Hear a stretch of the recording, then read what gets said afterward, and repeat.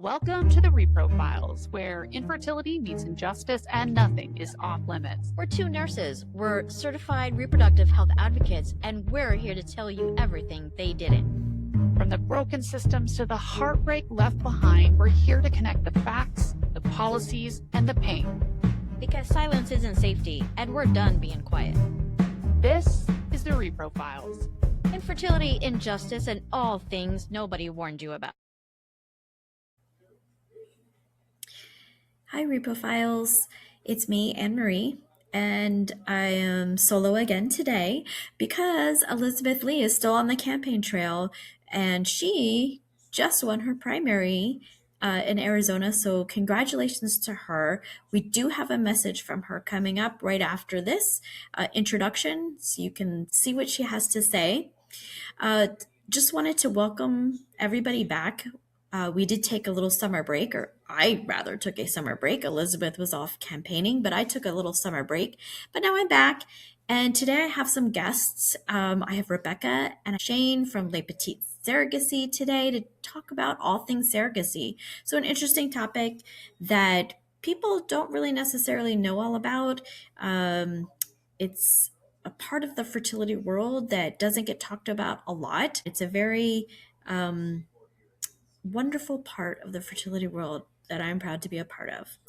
So after we hear from Elizabeth, you'll see my interview or hear my interview. If you're not watching this on YouTube, you'll hear the interview with Rebecca, Shane, and myself. Hey, Reprofiles fam. It's me, Nurse Elizabeth Lee, and I am just dropping in. It has been another long day on the campaign trail, but I wanted to take a moment to say hi to everyone and thank you for all of the support. I am working so hard to bring some sanity back to politics, and it is hard work, and it is from sun up until sundown. And I would do it all over again if given the opportunity to fight for people, for what's right for them and their families, and to really take a stand in a time such as now, where we just are inundated with a lot of bad news. And I think that you can put your anxiety into action and see real results. And I think our campaign for Arizona's 5th District open house seat, I think our campaign showed just that. And so it's been a beautiful experience to becoming the Democratic nominee for Congress in Arizona 5. And if all things go to plan, the big upset. We are less than 100 days till the general election. We won our primary in an absolute smashing landslide back on July 21st. And we are just looking so forward to continuing to show up for our community throughout the course of our campaign, because that's something we did so well in the primary.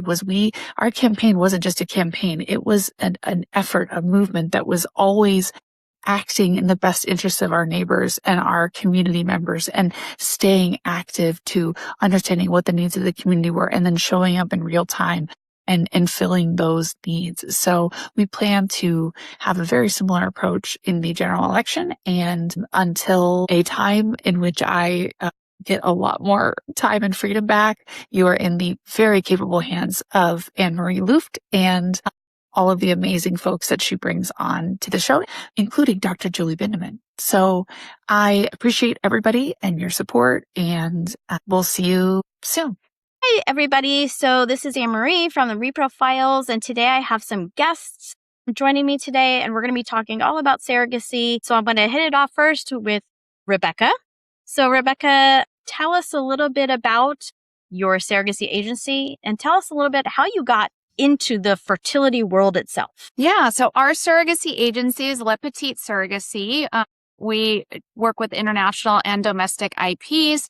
We're a smaller agency in a landscape of ever-increasing size of these other agencies. And we really pride ourselves on individualized attention and a concierge approach. We like to keep it small and intimate with our surrogates and intended parents, and really focus on consistency of support throughout the surrogacy journey for all. And I got interested in this because I struggled with my own fertility when I was younger. So at 24, I was diagnosed with stage 4 endometriosis and PCOS. And I was actually working in an OBGYN office and was told that I needed to try to have kids then, because if not, I probably wouldn't have them. And so I started learning everything about fertility and the treatments available to people who wanted to have children, but who had challenges. And I fell in love with it. It's definitely my passion. I love talking to intended parents and saying, hey, like this may not be what you envisioned initially, but there's a way to do this. And I will help you and we'll partner and grow your family. And I adore surrogates who have this giant heart and are willing to help in this way. Families grow. And so I kind of evolved. I managed an IVF clinic in Southern California for 12 years before I worked for a different agency that was a surrogacy agency, and then decided I really wanted to open my own. And Shane, my business partner, joined, and we really are doing this a little bit differently than the people who have done it before us. That's awesome. And I know that a lot of people who go through their own infertility journey, they're the ones that are coming into this field and they have their own personal stories that they're able to share with their patients, with their clients. And I can tell you, I never thought I was going to be in the field that I am, but I'm so glad that I was able to get led into this position, because once I started, I didn't want to leave it. I fell in love with this field, and there are different jobs that I've had, and I've always come back. Like I kind of went out a little bit, and then I came back in because I can't leave it. I love it too much. So I totally get it. And I think that's great. I think you said the good word, that you want concierge service. And I think a lot of patients nowadays, that's what they're looking for. They're looking for that personalized service. They don't want to be a number. I hear that a lot, especially, with the bigger clinics. They feel like a number. They don't get that concierge service. So I think that's very important that you bring that, to the table for your patients. Shane, were on the other side of things. You were in the lab, right? You're an embryologist. Yep. Okay. Yep. So that's how I started out. Was planning to go to medical school and then needed something that was medically related to look good on the application. Found a infertility clinic and started kind of there at the bottom and just kind of kept doing it, learning more and more. And by the time I was graduating from university, it was just kind of became more of a passion. And I decided to kind of dedicate myself to this career path, and been in the embryology space for quite some time. And then I kind of just can't quite get out of it. Like you were saying, like it just becomes a passion. And I mean, as you can imagine, in the laboratory, you miss out on a lot of the stories. So being on this other end of it, it's kind of bringing everything full circle, because you're so far removed in the laboratory. I mean, you don't really meet the patients. You basically just work with their embryos. And when you do meet the patients, it's usually in the 11th hour at their embryo transfer, which for them is their most enjoyable moment. And, they are very happy at that time because they're actually got to the point of having an embryo transfer. But you just don't get all the follow through, the ups and the downs in their journey. You don't know how they got to this part. So this is kind of the nice thing about this part of my career and being here now, is just you kind of get the full circle and you get to know basically the people behind what I was working with in the laboratory all the time. Yeah, I hear that from embryologists a lot, is that, okay, yeah, I have my space. That's my area, is in the lab. But then at the same time, they're like, hey, whatever happened to that patient? Remember that patient? And they come to the nurses and they ask questions like, did that ever work out? Because they don't know unless we tell them. So, yeah. But I know that many patients come back when they're writing their thank you notes. They are very thankful for their embryologist. So interestingly enough, Shane and I worked together. We met in 2008. And he was the embryologist at the lab that my IVF clinic used. And so we have followed many patients through the journey. And, I'm probably the one who was communicating a lot of the time to Shane what was happening at the clinic. And he was in the lab communicating to me how their embryos looked. So it was a great way to, follow their success. Yeah, that's great. So I have a question about the name of your agency. So I know I didn't take French in high school, so I looked it up, and it means the little ones. How did you come up with that name? What does it mean for you? Just that we are the little agency who really wants a more concierge feel and approach to what we do. This specialty is built on trust, and it's the relationship that's so important. And you can't have that. It's just really not possible in these giant agencies. We wanted something different. We want to know the stories, and we want to be involved in the success of our patients, the intended parents and the surrogates, and work with the IVF clinics to really make this happen for these families. And so, yes, the little ones kind of encompassed what we're looking to do. Awesome. When a person or a couple and they're needing to move to surrogacy, what are some of the things that when they go to your website, what are some of the things that you want them to really look at, focus on? I want them to focus on that there are safeguards in place with agencies that can help them really mitigate risk as they move through this journey, because that's a huge concern for everybody involved, surrogates and intended parents alike. And so, of course, there are other reputable agencies out there, but we really try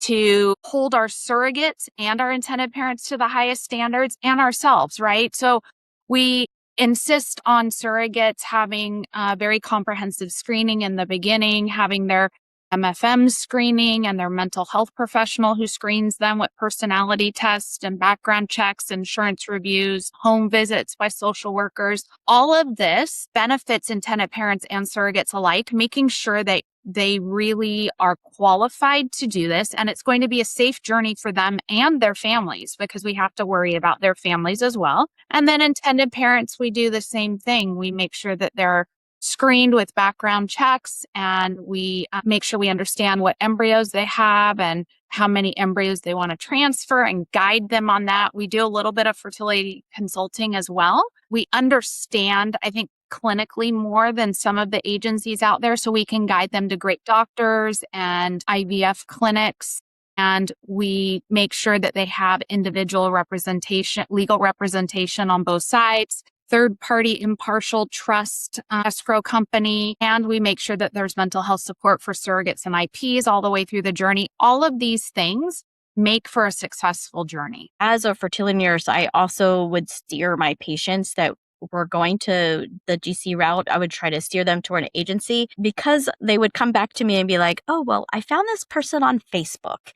And I would be like, eek. Let's pump the brakes a little bit. How did you find this person? I always try to steer them toward an agency that does that vetting in advance, so that we don't have to worry about anything going through the mental health evaluation, all of that. So that is always very important, that everything is vetted. And then I always try to steer them that way as well. Do you guys take a look at the clinic as far as like what their embryos look like, or their grading, things like that, as you're talking to intended parents? Our role kind of comes in a little bit more where that expertise is if you have an intended parent that finds you on the internet and they're like, I don't even know where to start. I don't know what clinic to go to, we could be a great resource on that aspect, because I've been in the industry, know very well the California landscape. I was involved in ASRM for many years. So I have, have lots of colleagues across the US. So, very easily can connect people to clinics. And that's an advantage that you have those connections, that you could be like, oh,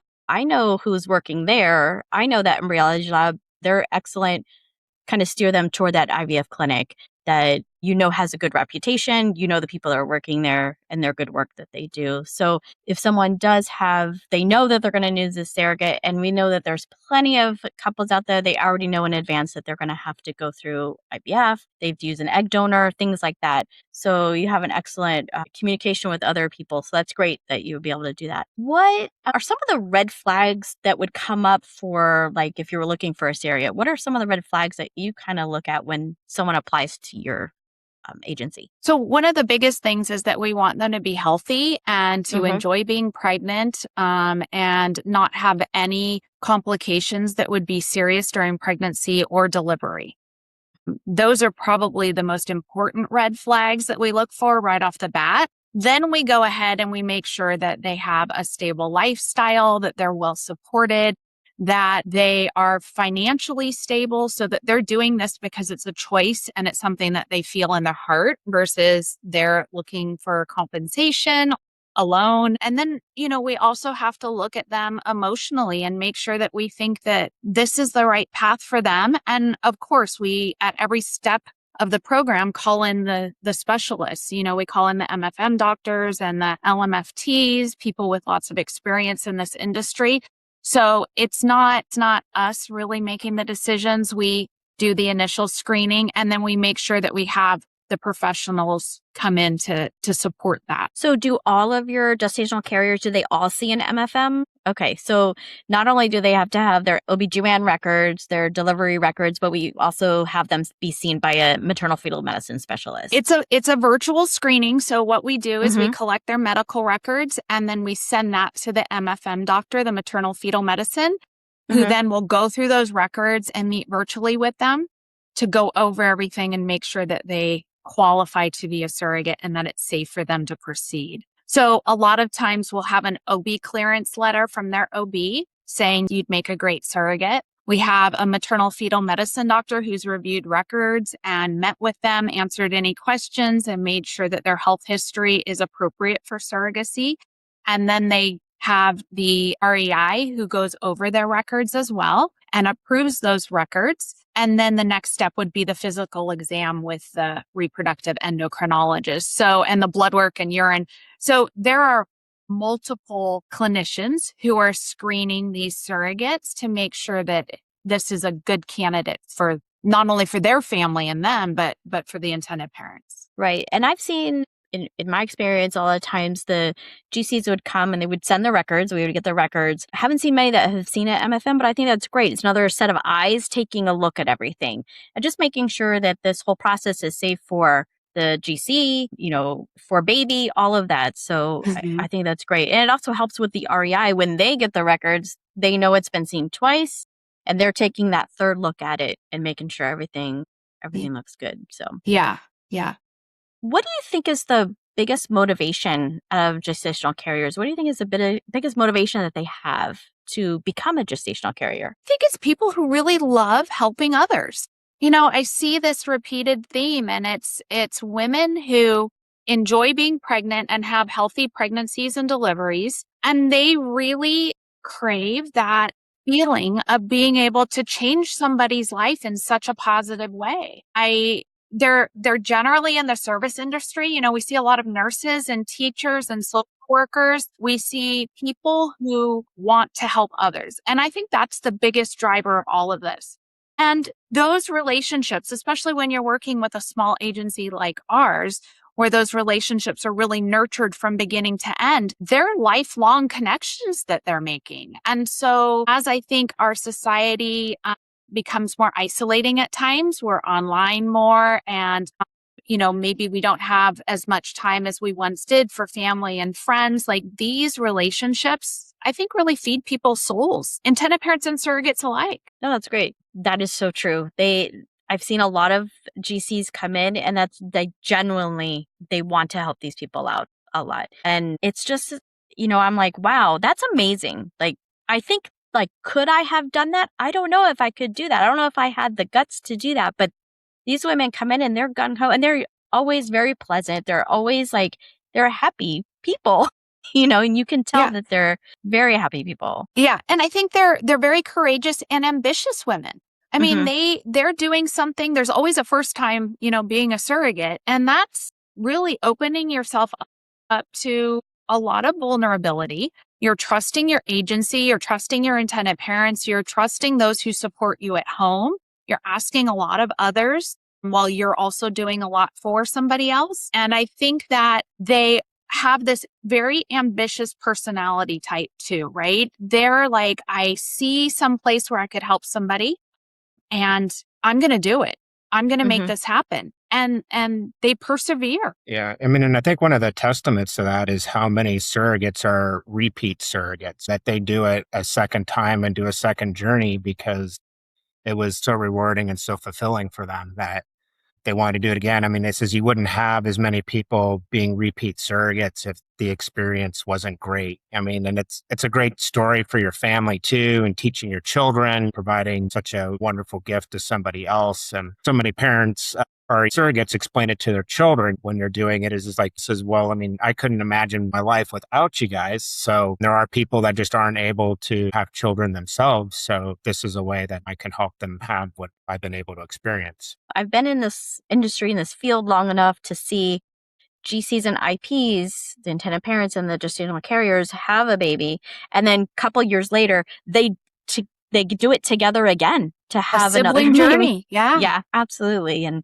that's amazing because they just come together and they're right back in it and they're all excited about moving forward. So what are some of the things for your gestational carriers and even your intended parents? Do you guys do education with them? Like when they come in, they've done the screening process, everything, it looks good. Now we're waiting on a match. Do they get like educational material from y'all as far as like, this is kind of like what the process is? Yeah, most certainly. They get educational material, a timeline so that they understand what the steps are throughout. And then also, I talk to them about what to expect from this journey, right? You know this very well. Clinically, what you're looking at in the beginning might be very different once you're pregnant. Those are a little bit less involved, besides a NIPT test or some prenatal screening or a glucola that you're doing. Pregnancy generally doesn't have a ton of testing if it's very healthy, which we're grateful for. But, in the beginning where you're going through this frozen embryo transfer and the screening that happens up front, there's a lot of tests and a lot of things have to be pretty exact. We go through everything from step 1 all the way through what to expect in the pregnancy and the birth and the postpartum period. That's exactly what they need. And I think that the one thing that I find the gestational carriers, and a lot of agencies do this in advance, they prepare them for those progesterone injections. They tell them, hey, you're going to have to do these injections. So by the time they come to me, they're already kind of aware of what's going to be happening. But then I am the one that has to teach them how to switch those needles, where to place them, all of that good stuff. So all the little tricks, but yes, there's so much online these days too, which is great. Mm-hmm. There's surrogacy forums, other surrogates are talking about it. Women who have gone through infertility treatment and unfortunately had to use those, thick shots of progesterone. Mm. There's a lot of information outside, but it's always nice to talk to them and be able to give them the tips. I'm sure, you're aware of all those tips as well, and everybody does it a little bit differently. But they have to expect that. And you want them to be comfortable going through the process. And therefore, they need to know exactly what to expect every step of the way. Yeah. They usually come in and they're like, yeah, I heard about these. And I'm like, all right, I'm going to show you how it's done with my little sample here. So, and they're always like, oh, Lordy, but they get through it. So it all works out. So let's talk about a little bit about like what would disqualify someone from being a GC? What were some of the disqualifying factors that you would see? There are a lot of disqualifying factors, and that's because we want to keep everybody safe. Would you say it was more like a kind of a clinical, like their previous medical history, their previous deliveries? Is it more of that aspect? Yeah, I mean, that's what we first look at, right? Clinically, have they had healthy pregnancies and deliveries? Are there any issues that would raise the risk of complications as they're going through the process? So some things that would disqualify a surrogate, higher blood pressure, preeclampsia, of course, is one of the big ones. Misshapen uterus, if you talk about a bicornuate uterus, something like that. Somebody who's had their own problems conceiving may not be the best candidate for surrogacy, depending on what that diagnosis was. If it's male factor, it really doesn't affect this, but it could be something where they have their own issues that are uterine factor. Also, you want to make sure that everything socially is where we want it. We want to make sure that they're not heavily dependent on aid, right? Financial aid, or their health care, could be jeopardized throughout this process. There's so many. I mean, we generally say that for all the surrogates we screen, it's really 1% to 2% that make it through to be a surrogate with us. And so you're looking at really grand numbers of candidates that we screen to get those perfect surrogates. And maybe I don't want to say perfect. Maybe I want to say surrogates who are healthy enough to move through this because, of course, nobody's perfect, but we want to make sure it's safe for everyone involved. Right. Yeah. And I think that's such an important thing, too, for just people to know is that, I mean, there are so many more people out there that would like to be surrogates that just don't qualify, because I heard from somebody, another embryologist one time, that was just so surprised when mentioned, they're like, oh, how do you even find surrogates? Because why would somebody want to do that? And then I kind of just lay out the things. And it says it's actually much more, there's a lot more people out there that would like to do it than actually qualify. And I mean, and that's part of it. This is when you have somebody that's investing so much in it. The intended parents are investing a ton in this, not only just financially, but emotionally. This is kind of their end. They don't just start out saying, I'm going to use a surrogate on day one, or this is something they've been thinking about their whole life, that they're going to use a surrogate someday. This is where you go when you're running out of options, and you need to use a surrogate to, help you build your family. So, I mean, it's really just phenomenal that people want to share that gift with other people and wanting to help people complete their family. Yeah. Or in a lot of cases, start their family. Sometimes you have secondary infertility. So you have your GCs ready. You match them up with the intended parent. So what does the process happen after the match? Like, what happens at this point? Do they do a meeting? What's going on at this point? Yeah. So we really present profiles for surrogates and intended parents. And although we say, they align on paper and personality wise, they seem to align, surrogates and intended parents really are the ones who match themselves and confirm that it feels like a good match and that there's a connection there after a Zoom match call. Once we do that and everybody confirms that they want to move forward, we'll go ahead and have the surrogate schedule a in-person screening appointment with the intended parent's REI or reproductive endocrinologist for the physical, the lab work, all of that. And then once they get their results back and everything's normal and negative, then we would move on to legal contracts.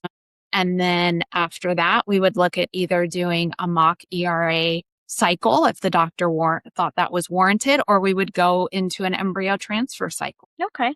So do they as a group, the intended parents and the gestational carrier, do they meet as a group with a social worker or a psychologist to kind of hash out some of the, if this happens, then this kind of thing? Yeah. So we all meet on Zoom. So Shane and I are on the match call. We include the intended parents and the surrogate and any spouse or partner on that match call.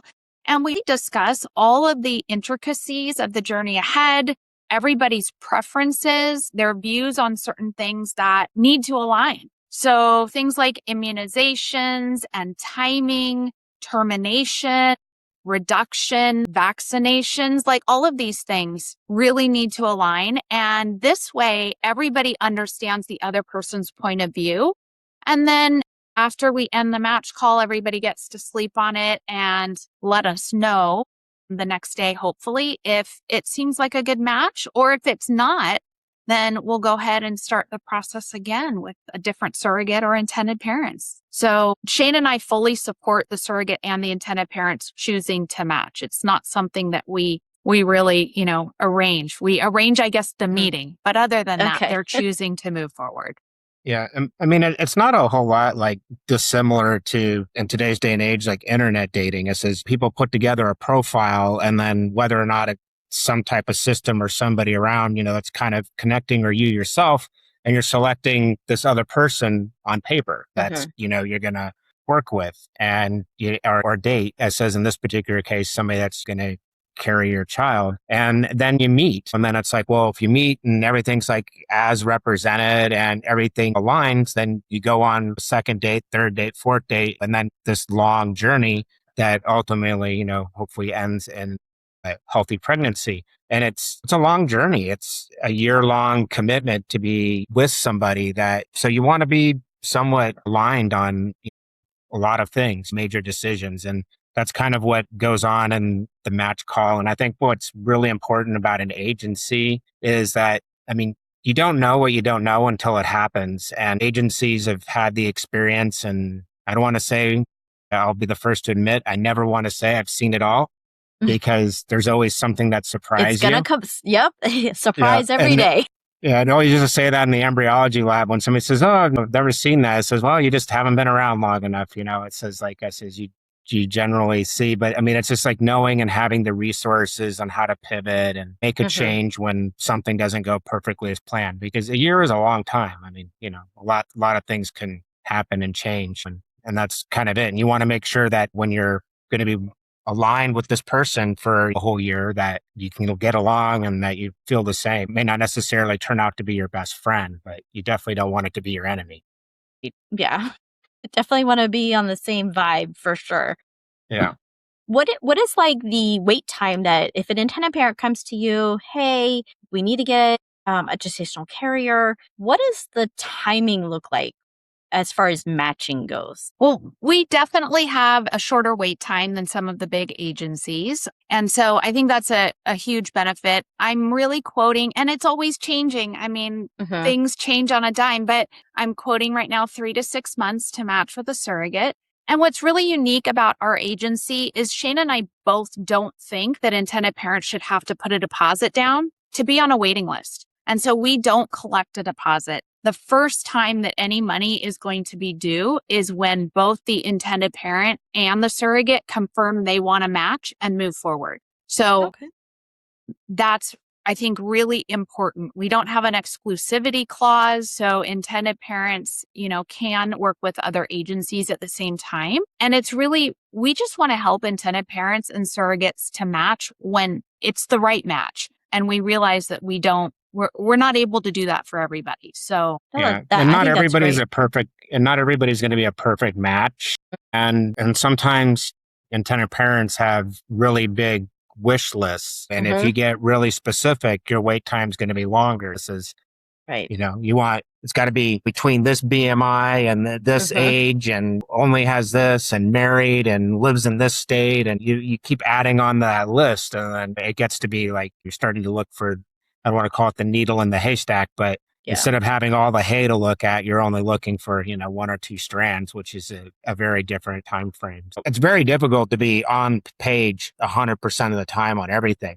But there are big key things that you're usually wanting to be aligned on. And that's kind of the same thing, I think, when you're looking for a surrogate. The big picture, you need to know your must-haves. Or like when you're going to go buy a house, your house never has everything that you're looking for. You can build a house that you thought had everything you're looking for, and you move into it and it still doesn't have everything you're looking for. But the issue is that you try to have your must-haves so that it's something that, you can have the most compatibility on throughout the relationship, or in this case, the journey, so it's just, you want to make sure that the big issues are things that it's like whether somebody eats carrots or celery is probably something not to draw the line in the sand. But if you want somebody to be vegan and all they do is eat meat, it's probably not going to work. Right. So like those kind of things. I think that's a good analogy. Looking for a house. I think you're right. Like you go in with your must-haves, but you also have your I'm willing to compromise kind of thing. So I think that's a really good analogy. Kind of going back to the match, what happens if one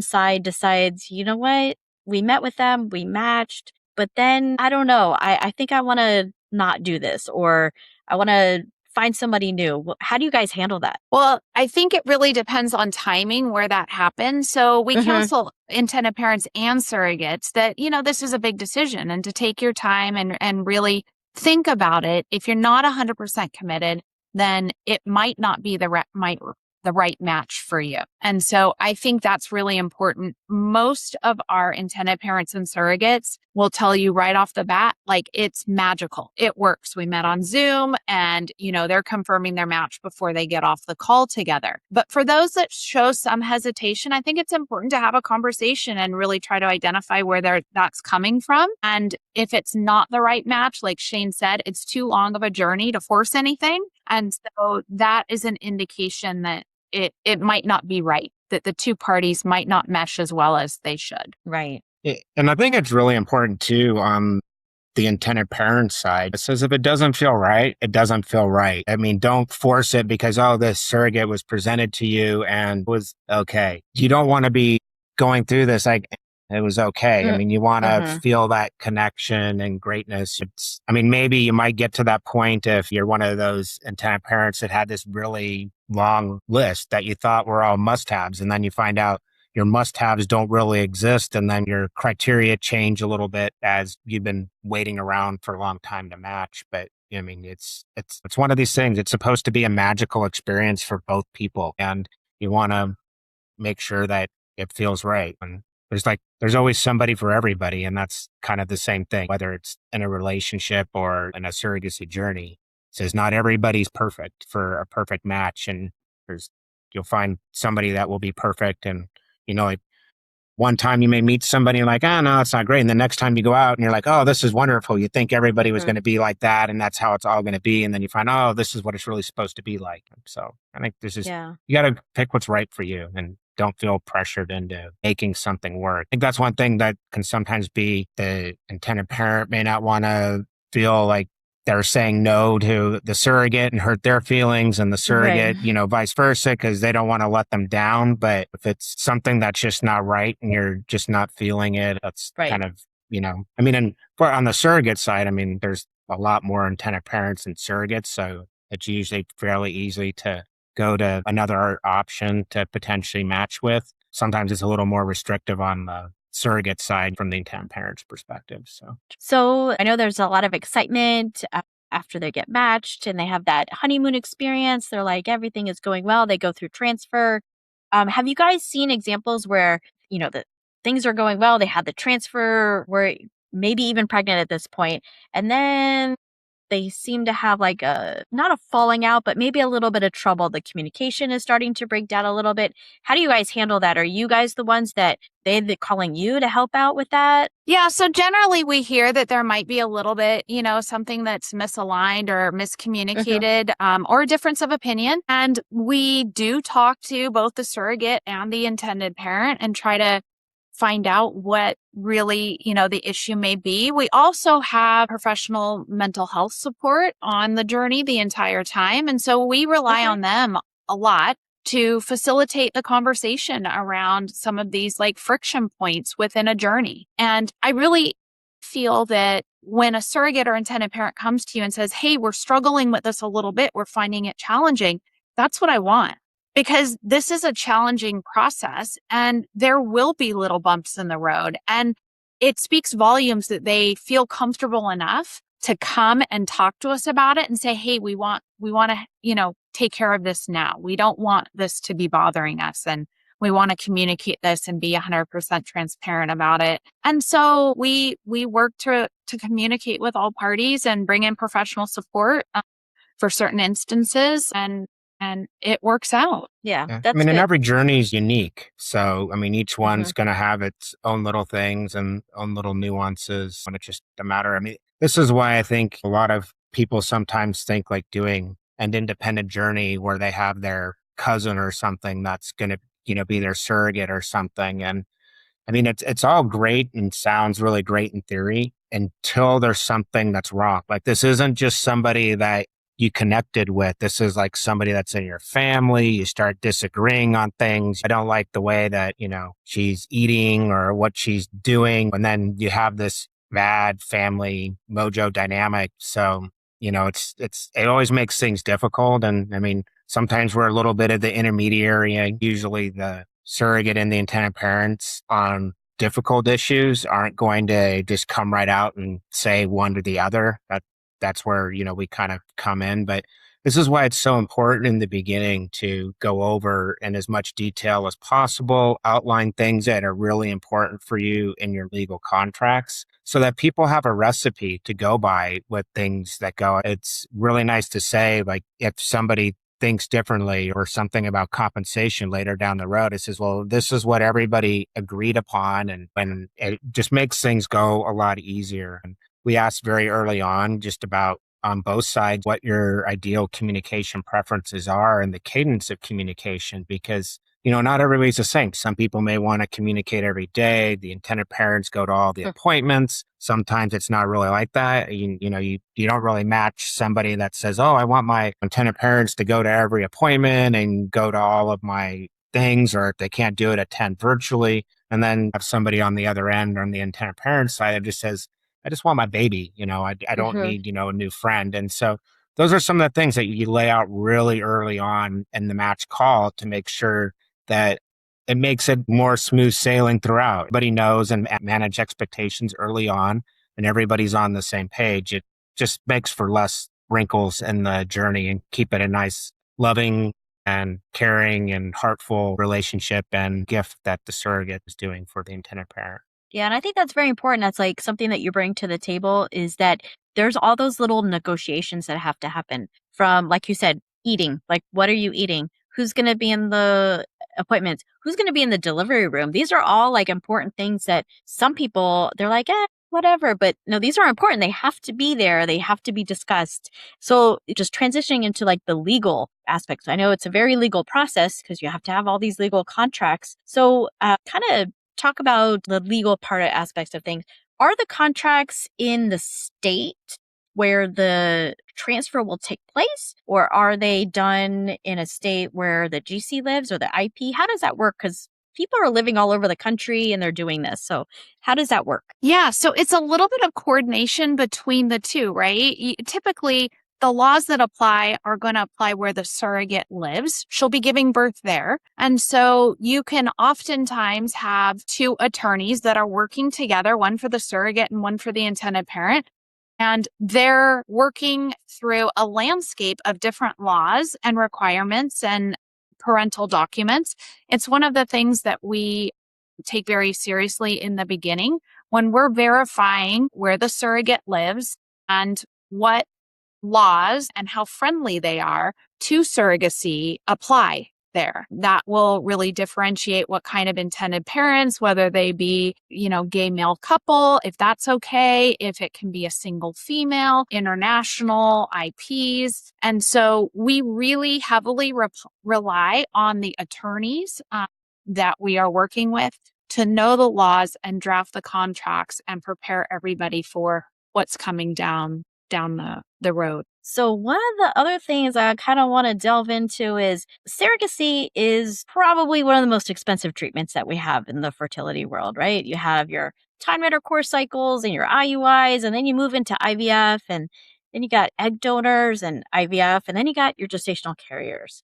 So that's an important aspect. I always found it difficult. It's not my job. I don't talk about finance, but I have been in situations where I've seen a couple sit before me. They come into the clinic. They're sitting before me after they've met with the REI. I'm doing my nursing consult and I kind of tell them, hey, this is the process that we need to do. Either they need an egg donor or they need to create embryos. And this is the GC process. And I could just see their enthusiasm, their hope just kind of drain from their faces because it's a very overwhelming process. Not to mention the financial aspect of that. So how do you discuss the financial or the numbers? How do you talk to them about that? Yeah, I think Carefully. the most important thing is to be really transparent and let them know that there are options out there. It's not that most people can go out and get a loan, right, for this whole amount, but it's a little bit of, you might be able to get a loan for some, you might be able to see if you have benefits at work, or we can evaluate where you can find benefits for something like this. There's grants that are available out there. A lot of people rely on family. It's more like a situation where they're getting a little bit from maybe a parent, a grandparent that could help them with this, or an aunt or uncle. And I think we can all agree that this is something that shouldn't just be available to the very financially affluent. And so we work really hard to keep the costs down as much as we can. Unfortunately, it is just going up. And I think a giant part of that is insurance, right? Health insurance, coverage for surrogacy benefits is an ever-changing landscape, and really the costs just continue to rise. And compensation for surrogates, because there is such an imbalance of supply and demand between surrogates and intended parents, that surrogates are not that they don't deserve this compensation, because they absolutely do. You can't even compensate a surrogate for as much as they do. Yeah. But it does drive the cost up. And so it becomes very limiting to an intended parent who doesn't have those resources. So we really try to take every case, on an individual basis and really figure out what's going to work for them and act as a partner as they navigate this. Awesome. Yeah, and I think this is too really important on the agency side, on the recruitment and stuff is to remind surrogates that there is an intended parent on the other end that has to write the check and come up with all the money for this, you know? So, I mean, it's all about being fairly compensated for the time and everything because it is a very long process, but to be realistic about compensation because sometimes you get, first time surrogates that come through and have heard and they're asking for the moon as far as compensation goes. And it's a little bit hard when that seems to be the primary focus.